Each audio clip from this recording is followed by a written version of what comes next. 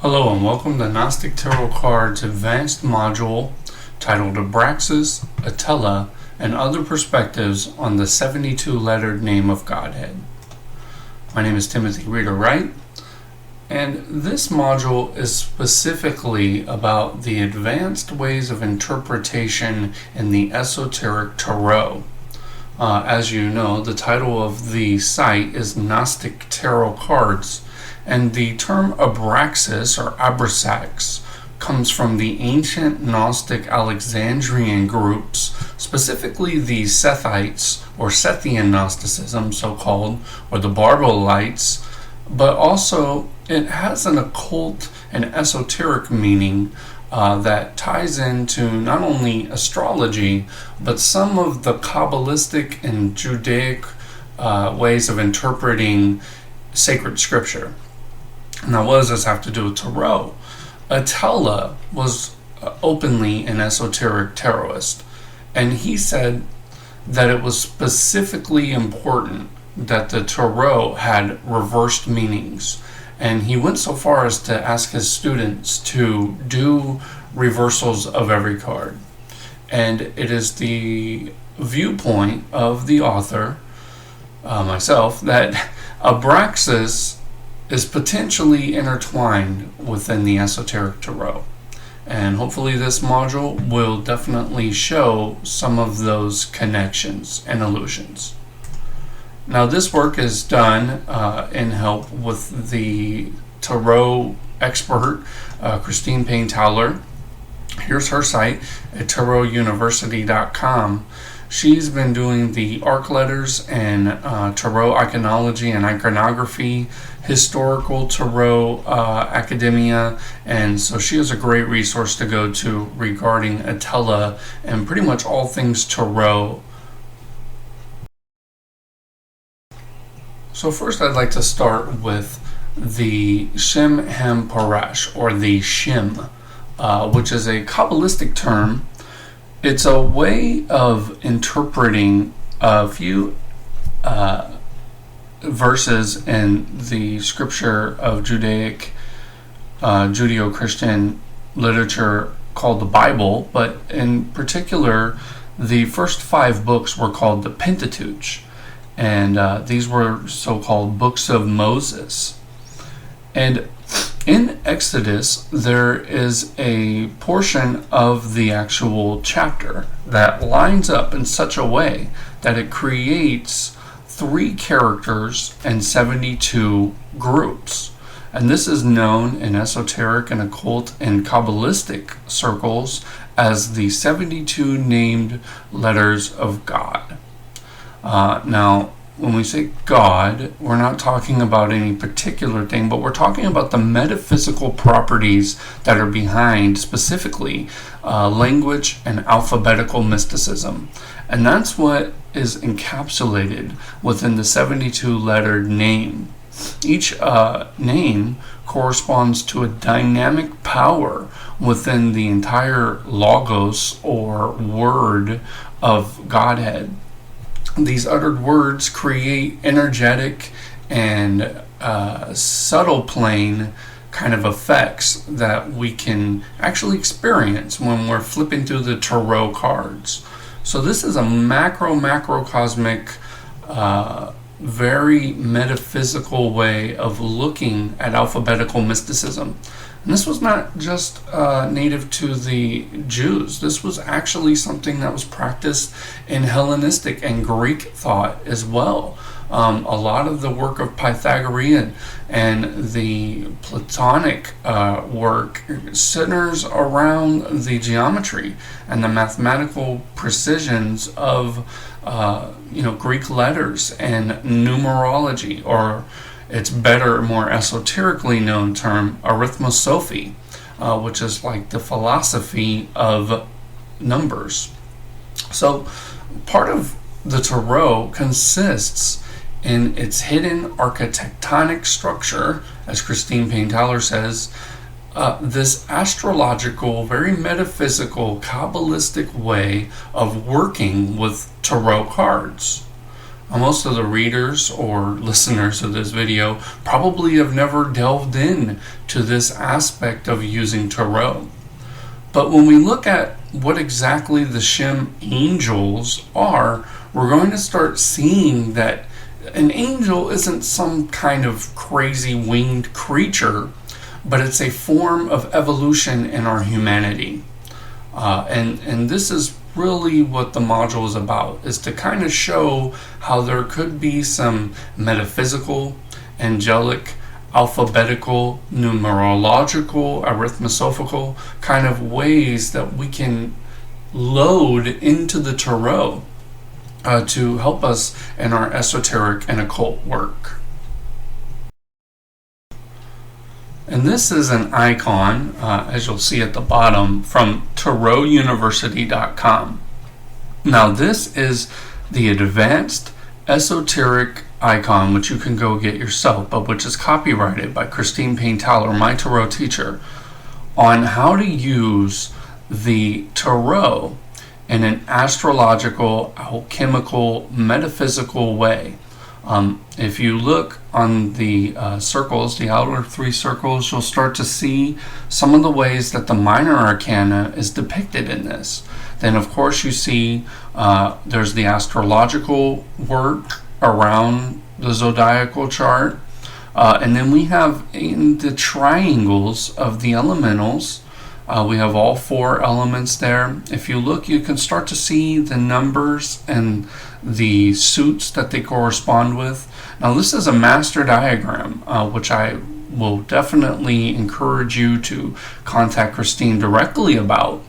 But there's also, in the innermost part, there is another tarot system, and these are the astrological falls and detriment and complements.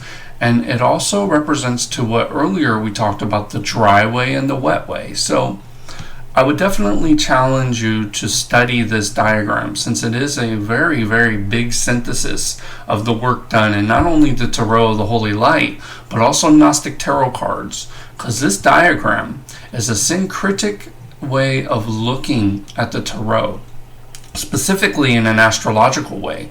But we can start to see triadic proportions of alchemy, and there's a lot here that we definitely don't have time to go into, and hopefully in the future we'll explicate through Christine's work for more YouTube and her viewers.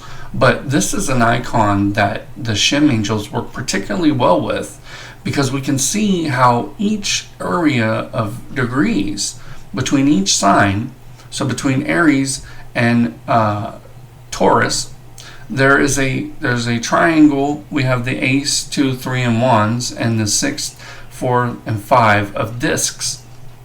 Now, not only do these represent Kabbalistic proportions, but between each one of the degrees represents a Shem angel. And the Shem angels actually go completely around in 5-degree increments all the way back to their source for 360 degrees. So this is definitely something that we're going to get into in the future. With the permission of Christine, we're going to go into the explication of it, and it's already been authorized for work in the Gnostic Tarot Cards curriculum. So this is something that I would like you to keep in mind when you're looking at these cards and how they relate astrologically and alchemically to your own specific kind of psychological, spiritual, noetic makeup.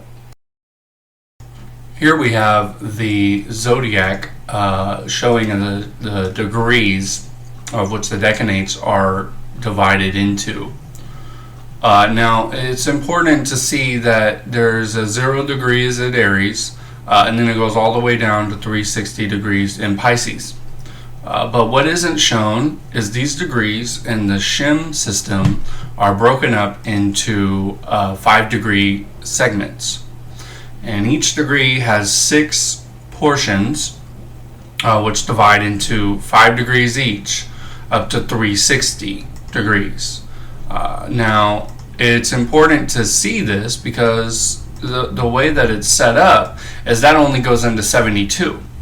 But the 72 are the Shem names and we get those directly from the actual cards in the tarot. Each tarot card, it's upright and reversed, turns into a Shem angel, and we get the 72 cards in the tarot, and we get the angels on the degree of the zodiac. Now there's a lot of esotericism that goes behind the zodiacal aspects, the planes of the heavens, the Shem angels from Kabbalism, and some of the Enochian, not Enochian as of John D, but Enoch in the Old Testament, and some of the Dead Sea Scrolls and Pseudepigrapha and that kind of work. But what we're looking at here is essentially a division of the zodiac in 72 segments that shows 360 degrees. So it's really important, if we're using the Shems, to memorize or to utilize this. Now I've been given a chart by Tavleon in the Stairs of Gold, which you'll be able to look at on the site. It's password protected under other images. And this chart shows the actual reversal and the upright meanings of each Shem card. So we have that available at GnosticTarotCards.com. But it's important to see that these Shem angels are manifestations of Kabbalistic modalities and spiritual energy points, basically, that we can use to heighten our awareness about the messages that we're receiving at different times of the year through different modalities that we're experiencing, whether that's physically, emotionally, mentally. We might be having some kind of troubles. We're really connecting spiritually. So this integrates all our planes and gives us, in the Gnostic tradition, they talk about the descending kind of gnosis, which is hierarchy, of which the Shems and the archangels and all of the choirs of angels are built up under as an allegory. The hierarchy sends to us this noetic influx of energy, and then we're able to experience a deeper identification with our zodiacal chart, as will be shown in the module on astrology, which you can go to YouTube and see. Next we have a chart of what was talked about originally. There's 3 verses in Exodus that I can't specifically remember, but you can go and search it on the internet, and it says, the Shem, Ham, Parash of Kabbalism. But the 3 verses are arranged Kabbalistically to create 72 names that are 3 letters each.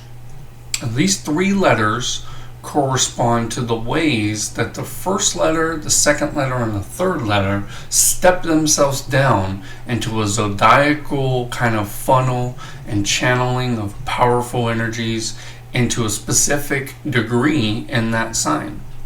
So we're seeing the zodiac as a lot less static than it is dynamic. This is one way of interpolating the language behind zodiac Kabbalistically and metaphysically.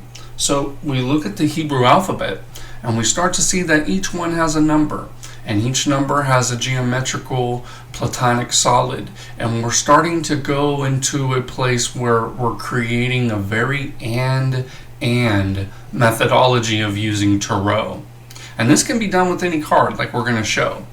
Each one of the tarot cards can be flipped upright or upside down and represent a Shem. So this is definitely something to keep in mind. Each one of the tarots flips around and can be a Shem angel. So now we're starting to correspond a little bit of an angelic fellowship, like they talk about in the Hermetic Initiation Tractate 6 of the Nag Hammadi. They talk about how there's this angelic fellowship, this hermetic brotherhood of initiates and adepts that are working to help and influence. And this is in a positive way. And you'll hear about this in Theosophy a lot, especially of the Blavatskyan Bailey kind of lineage, if you want to call it that, and the Roic work that's ethically based upon the theosophic viewpoint. But you're going to hear about this as a form of hierarchy and ascended masters or adepts. And this is something that is really interesting if you're into esoteric and occultism in specific relation to tarot. Because if you're just using tarot for divination, this probably isn't going to be something that is of too much use, and that's okay. But for those who want to use it in a more Western mystery tradition kind of way, and a Gnostical way, this is definitely a way of loading into the cards their specific attributes in these core pillars, is what Paracelsus will call them. The pillars of medicine, the pillars of alchemy. And he called them in their order. They were philosophy, astrology, alchemy, and virtue. And these were what Paracelsus called the 4 pillars of a strong basis in reality. So this is one of the ways to load your tarot deck with a very specifically Kabbalistic methodology of using the cards later. But it's first important to lay down the blueprint if you're inclined to use it in this way. So next we're looking at some seals. Not seal like the sea creature, but seal as in a angelic, very Kabbalistic, very geometric, very kind of Enochian way of looking at the particular power behind the tarot. So the first one we have is the seal of the Shem Vehuia. And I might have pronounced that wrong, and if you're better at Kabbalistic verbiage and Hebrew than me, then that's great. You can say it the right way. But phonetically, it's Vehua. And this is a way of looking at the intelligence, esoterically and occultly, behind the first Shem. Now, this was first published by Eliphas Levi. Alphonse Louis Castant is his actual name, but it was Eliphas Levi to us. And Levi got a really bad reputation with the tarot and the English kind of stream, we would call it. Because Eliphas Levi, he was a French Mason. He was a Grand Master in the French Masonic lodges. And when the whole hoopla about who was going to have what esoteric claim to the work of Agrippa and on and on and on, and the two controversial streams of the European and the English, Eliphas Levi did not allow admittance to some of the English esotericists and occultists to the French traditions. He didn't allow it. And this caused a very big rift in the middle of not only our esoteric and Western mystery tradition, but also in the tarot world. This is the specific split between continental tarot and English, more Golden Dawn-esque tarot. And nobody was right or wrong. This isn't to talk about that. This is just to talk about these were first published with Eliphas Levi's, actually translated by MacGregor Mathers. And it was done in a way where there were footnotes all over the place, but there were also some really, really great things, which were the work of Levi himself. So the letters Kabbalistically are underneath the seal, and they show the first angelic name, and this comes directly out of the Hebrew chart. So you see that there's an occult, metaphysical, deep correlation between our Agrippian and kind of magical, mystical way of using Western esotericism that originates in Agrippa, and then some of the other stuff that goes back to. But the Magian kind of work happens in Agrippa, And also we have a Kabbalistic correspondence now. So we're able to start to see the two realms kind of mesh together. And in this meshing or syncretism, we're seeing that we can use these seals or these magical talisman in a way that we can actually gain an astrological positioning and a powerful channeling of energy. And this is the specific reason why the Shem angels are important in tarot, because they correspond directly with a system of magical properties that come from Agrippa that we can use when we're casting out cards in a specific and initiatic way. And next we have Taverleon's Stairs of Gold Tarot card, which is the Ace of Wands. And if you look, you can see right on the top of that seal, there's a Shem angel, Vehuia, and that is the 0 to 5 degree Aries symbol. So we're looking at this and we're seeing the Shem, and now we're seeing its first representation on the Ace of Wands. And it goes all the way around the zodiac. And now we have not only a zodiacal way of looking at the tarot, but we also have a magical, Agrippan, occult way of using our advanced magical operations, or whatever you want to do, evocation or invocation, with the actual cards. So it's a channeled kind of reservoir that we can use to do this more occult tarot work. In the next area, we have Elamaya, which is the seal of another Levian sigil or whatever. But if you look, Vehua, when you reverse it, turns into this seal. So it has a dynamism that everything is constantly moving except for the zodiac itself. We have a moving, kind of fluid, changing element which produces a magical way of working with the tarot. Since we're casting out cards, we have a magical connection. And when I say magical, I mean like sympathetic magic, or like attracts like, kind of magical intertwinement, enmeshment with the work that these occultists, Agrippan, Levi, and some of the, grimoires and stuff, the Kabbalistic way of using the tarot. And we have a massive amount of information that can be packed into a little bitty seed form. In essence, the solve and coagulate of alchemy.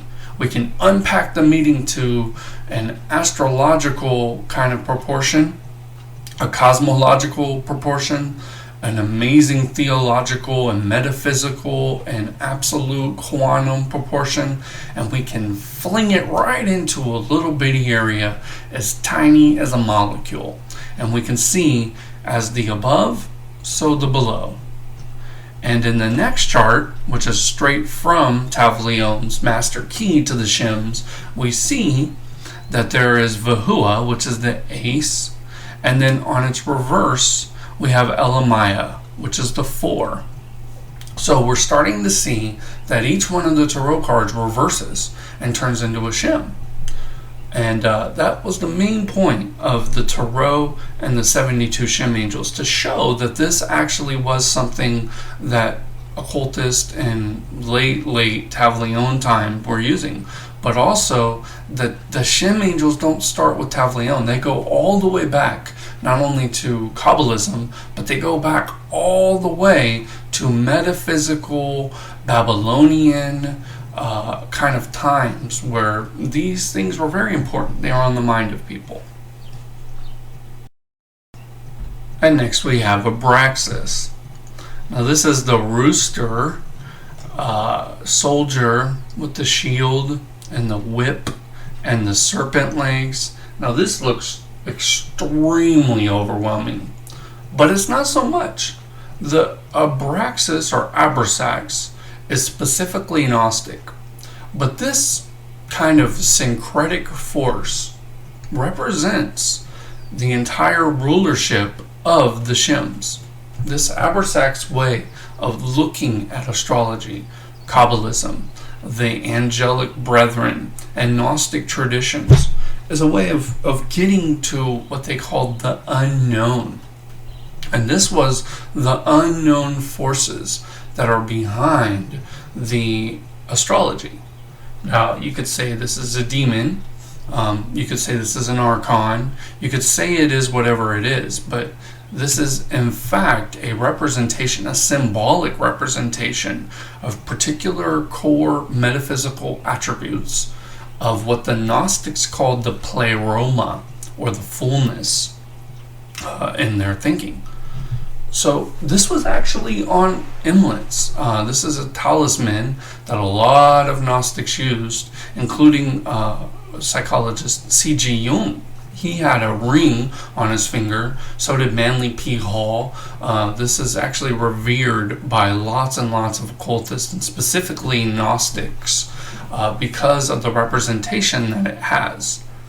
Now, some of the symbolism in this, you would have to really get into a synchristic way of thinking, which we talked about in the beginning of Theosophy, the metaphysics, the Kabbalistics behind using the tarot. So if you're putting on, so to speak, the ring or the talisman, the connection with Abraxas, you're going to see at the bottom there's these serpent legs. We have one black serpent and one white serpent.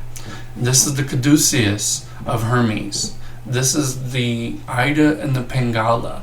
This is the force that comes up from the operative way of doing alchemy and Kabbalistic operations. And it's, in a way, we see the rooster as the brightness of day, the awakening to the light.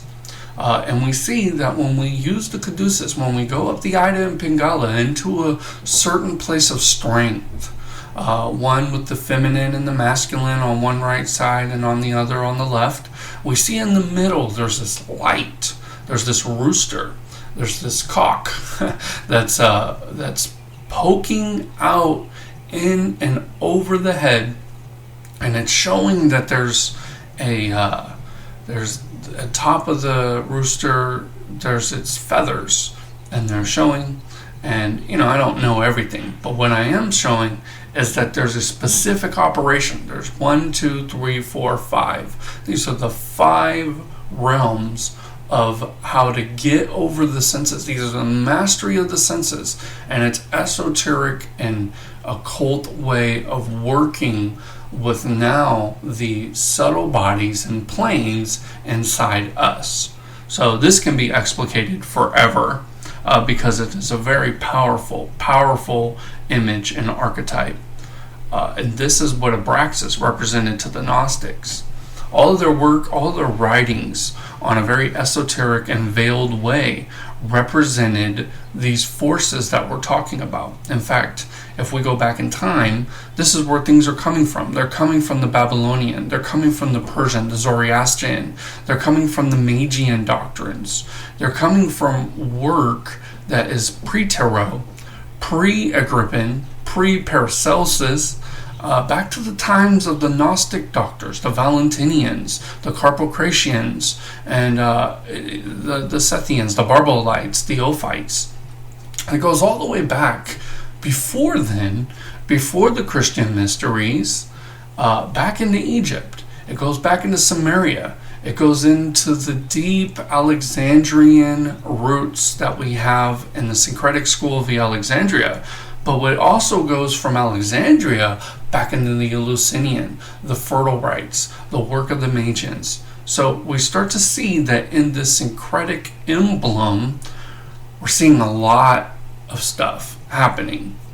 And this is the controlling work that happens with the actual angelic beings, the messengers.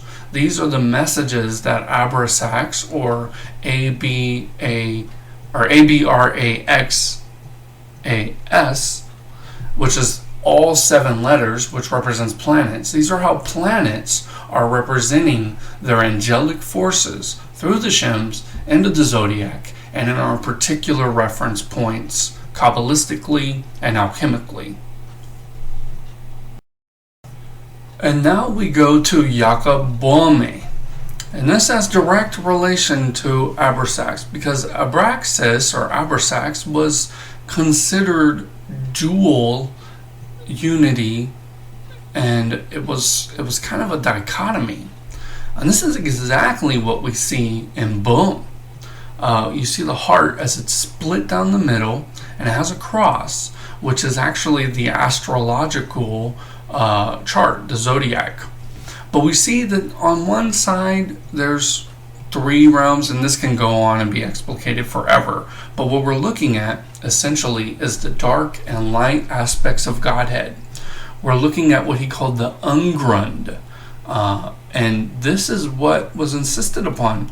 Now this has previous roots, and not only Zoroastrianism with the Ahura Mazda and Ahriman, but this also goes into Gnostic Abraxas or Abraxas, and we see Boehme making a really big distinguishing mark in the ideas and the metaphysics and the properties and the philosophies of his time. We're seeing that this was specifically done in a way where in his vision of beauty, we're seeing the dualistic aspects of the one God. This is the into pan of the ancients. This is the one and the many, the all in all that we're seeing here. And you can read a lot about Boehme, and what I would definitely recommend is Franz Hartmann's Doctrines of Jacob Boehme. But you can read whatever you want of Boehme. He's pretty difficult to read, but what was shown to me by Christine Payne-towler is the key or clavica of Jakob Boehme, and he shows astrological ways of viewing the zodiac. He shows ways that we can see this Sophic mysticism in relation to the zodiac.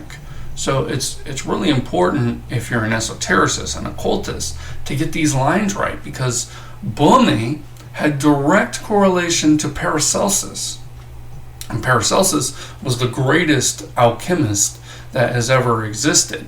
We have Flamel and everyone else, but Paracelsus really made it applicable to our particular medicine and deeper internal identification with nature and everything. So Boehme is definitely a flag, is definitely a signpost in this lineage of tarot. And not tarot cards, but the influences that came and funneled into tarot, which we're going to see next. Next we have Ettilla, or Alliette, who was a Frenchman. And if we see here, these come from the Grand Ettilla, which were based on, I was told, some of the first Ettilla cards that were made. Now, I specifically chose these cards because we have the Magus on the left side. We actually have the Magician showing off, showing itself, and then we have the other polarity, which is the World. And in between we have the Dark Light. Now, this was not the devil that was supposed to come out of Catholic and really anti-Christian kind of crazy places of witchcraft and everything else. What this is, it's the dark light God. You see on one side you have the dark light angel, and this is it's very carefully said, but this is the force that goes behind that Boehme was talking about, the ungrund.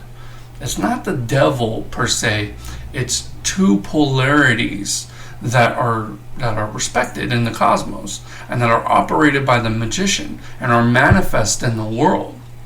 But Ettilla specifically chose a reverse meaning of each one of his cards. And this shows the dualism that was going around. This shows that there were many in the one. This shows that there was actually a way of viewing things holistically, we weren't splitting like the Zoroastrians into one force and another force, but we were seeing both forces integrated in one whole unknown being in the pleroma with the Gnostics. So this is a way that we could see the tarot. This is the way that we can rip apart the egregors that have been created in relation to the negative aspects that are embedded in tarot from outsiders. That the devil was never meant to be a symbol of any kind of satanic force. What it was, and what it's often misrepresented to be in modern tarot, is a picture that was drawn by Eliphas Levi, which is a synthesis of the dark light god. It's a alchemical emblem that has been twisted, distorted, and converted into an anti-Gnostic, anti-alternative spirituality kind of icon. They've turned it into this doom and gloom, and they call it the devil card, but it was never meant to be that. It was meant to be, in its earliest versions, it was meant to be an aspect of the dark and the light. And Ettilla grabs it really strongly here, which shows that Ettilla wasn't in the time frame of the medieval Christian way of viewing. Ettilla came from a more heretical viewpoint. Ettilla came from a more Gnostical viewpoint, which we can see through the work of Boehme, we could see it through Paracelsus, and we could definitely see it in the Gnostics and Hellenistic and Alexandrian work. We can see that there's an alternative stream that flies right through our entire timeline of Western initiatic history.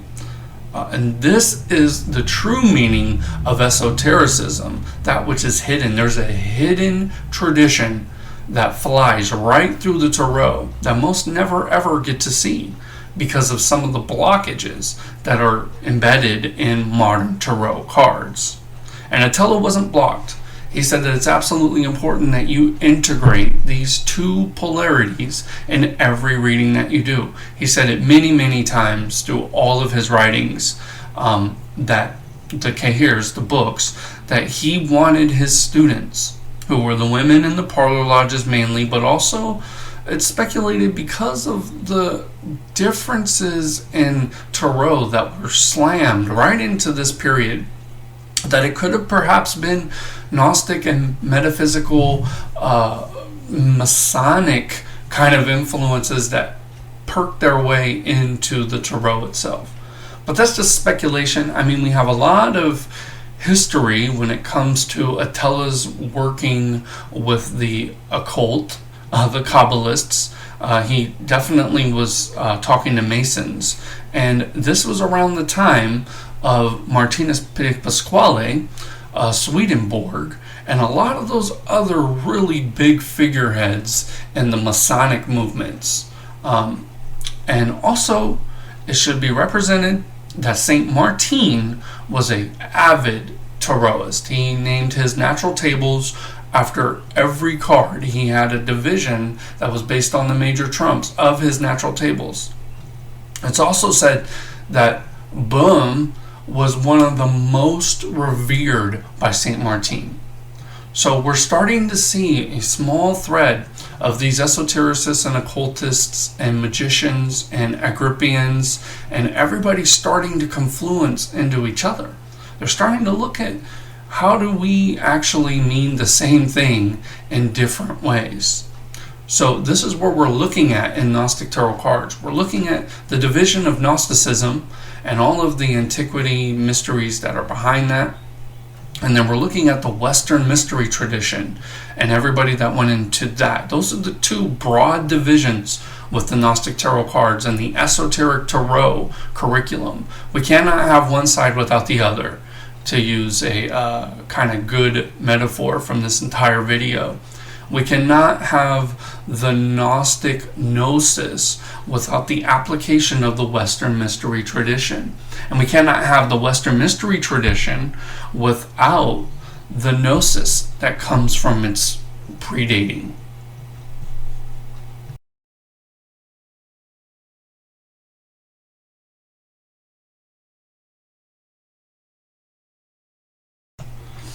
So next we have Pappas's cards from the Divinatory Tarot that were commissioned to Gabriel Goulinat, and they were designed with specific meanings in them. They were by Ettilla, by his standards, in what Pappas called the Book of Thoth, which was a privately printed manuscript, I guess at that time, by Ettilla. The Ettilla historians will know more about this, but they've speculated that it's all known in his Cahiers, which were his books that he wrote in French that have never been translated. Some have been on the Eclectic Tarot. You can go there and view a little bit more about that in the forums about Ettilla and some of the work that was translated by people in those groups. But what we're looking at here is another way of seeing the Shems. We're seeing that there's the 2 and the 1 card. If you look on the right hand side very faintly, you can see December 1st to 10th. You can see the new moon that equals, I think it says the first day, and then it has midnight, a time. Now these are all known by those who read the Sefer Yetzirah and are interested in Kabbalism, that these specific times represent specific metaphysical properties and paths Kabbalistically, and you can load whatever you want onto it. But in these specific cards, Pappas was showing the full way of using Divinatory Tarot in a loaded way. You see the Shem is here. You see the reverse meanings are here. You see it says universal matter on the left hand side, which is of course an alchemical term. So we're looking at another representation of both the Gnostic and the Western mystery tradition flinging together through the Tarot in these esotericists. Next, we have a very nice slide. It has the divine spark as seen in C.G. Jung's Systema Mutationis. It was his diagram that he drew in relation to his version of psychological integration with specific reference on Abraxas. We have another chart that shows the 7 planets in one, Abraxas.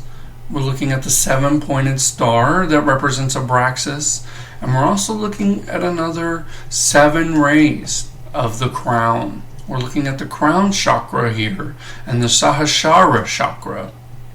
And you see deep down in the center of it, there's a white area that has been said by some to be the pineal gland. So this is a chakra that opens up when the work with the chakras and the alchemy is done. And that's all we'll really say about that. But it's important to see that you can start to load into Tarot many ways of working esoterically and getting in communication with these forces that these writers are talking about. These psychological forces, these mandalic centers, these ways of viewing your Tarot reading. And it gets actually quite complex. So it's important to have a tradition behind it before we go jumping into all this. Otherwise, we're going to get lost. And this is what the trailblazers, so to speak, did for us. The great psychology of the Gnostics was epitomized in C.G. Jung. And you can go to Dr. Stephen Heller's site on gnosis.org and hear more about C.G. Jung and read more about that video. But Abraxas was something that came from the Gnostics. It predated the Tarot and Boehme and Paracelsus and everybody else. It was a way of looking at our astrology, looking at our chakras, looking at our psychology in a way that integrated all these elements. And that was the main purpose of this video, is to show that. Next we have the second day of creation in the Grand Ettilla. We have a blown up version of the Grand Ettilla here. You can really see the zodiac. You can see in the center that there's a star, and there's 1, 2, 3, 4, 5, 6, 7 of those symbols. And we can also see in the Marseille there's 7 planet stars around a central star as well. Now this centralness is the pleroma, the central star, the fullness, the force that is behind our physical sun, as we can see in Ettilla. Now, we can really go into depth interpretation and analysis of this, but it kind of shows how everything starts to tie together. In the second day of creation, we're seeing Kabbalism, we're seeing astrology, we're seeing Sophia there mixing the two forces. We're starting to see a very nice syncretism of the tarot and how we can use it. So that was kind of the purpose to show this slide, is to show that in the symbol of Abraxas, we have the Gnostic interpretation of the forces behind the tarot. Starting from the macrocosmic, we have the pleroma. Into the mythology of Abraxas, we have the 7 planets that are constantly moving, which we call Abraxas. We have him who is the 5-symboled unknown god that represents some of the ways of occultly working with forces, who's the ruler over the zodiac, who's the ruler over the Shems, his mangels or her mangels or messengers are the forces behind the astrological work. This is why astrology is so important, because with astrology we have a blueprint of the cosmos. Was revered all the way through time, and this is the reason why esotericists and occultists were so interested in astrology, not only for its time spatial modalities, but for its deep gnosis, its deep representations of what is called kind of the fingerprint of the individual spark. And we're seeing exactly what our particular challenges are, our growths. So this is an emblem of Abraxas on a ring, a gem. They call them Gnostic gems, and they didn't have much in them except for, the church saw them kind of weird, and they let them go because they were usually in just kind of rings or whatever. But these were symbolic representations of this entire philosophy, this entire Gnostic mythology, legomena, and kind of tradition that goes behind the scenes. And so I'd like to thank you for viewing. This has been a pleasure to introduce some of these elements. The video was a little bit spattered because, when we get into this aspect of tarot work, it becomes very internal work. This is just kind of the outline, the blueprints of ways you can work with the tarot esoterically. But the gnosis has always been to go within and experience it. Indeed, it can't be taught. It can only be learned, and it can only be learned by experience. And my other teacher, Dr. Louis Kaiser of wisdomseminars.org, he says that this was the meaning of the words, Nothi Setan, know for thyself. So hopefully you enjoyed this video. I'd like to thank you all for viewing it, and please be sure to view us on our YouTube channel. Subscribe if you like it. And we're on Facebook, Twitter, network blogs, and Blogger at gnostotarotcards.blogspot.com. Thank you. My name is Timothy Reeder-Wright, and I was happy to share today.